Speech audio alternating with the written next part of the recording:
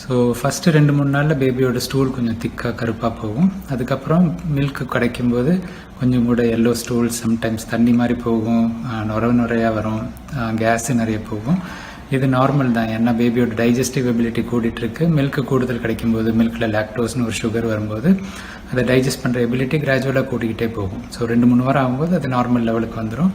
அந்த பீரியடில் மில்க்கு கூடுற டயத்தில் அவங்களுக்கு கொஞ்சம் டிஸ்கம்ஃபர்ட் இருக்கும், இந்த மாதிரி ஸ்டூல் வரும்.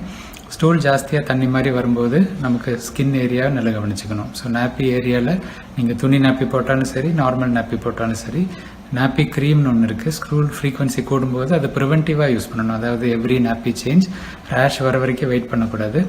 ரேஷ் வரதுக்கு முன்னாடியே அதை போட்டால் ஹெல்ப்பாக இருக்கும். ஸ்கின்னு துடைக்கும் போதும் ரொம்ப அழுத்தம் கொடுக்கக்கூடாது, ஜென்டிலாக வைப் பண்ணுங்கள்.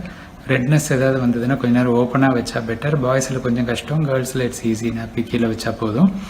ஸோ அந்த ஸ்டேஜில் ரெட்னஸ் வர ஆரம்பிக்கும் போது you use more nappy cream and then you monitor. சில சமயம் ஸ்கின் பிரேக் டவுன் ஆக ஆரம்பிக்கும். அந்த மாதிரி பிரேக் டவுன் ஆரம்பிக்கும் போது கொஞ்சம் கூட கேர்ஃபுல்லாக இருங்க. தண்ணியும் காட்டனும் மட்டும் வச்சு ஜென்டிலாக அண்ட் லீவ் மோர் ஓப்பன்.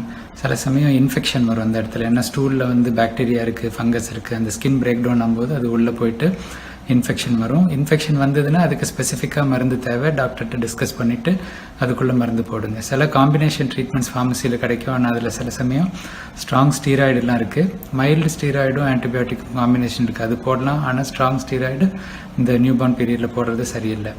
அது போட்டால் சில சமயம் ஸ்கின் தின் ஆகிட்டு பிரச்சனை வரும். So mild steroid combination antibiotic போட்டிங்கனாலும் 5 to 7 டேஸ்க்கு மேலே போடக்கூடாது.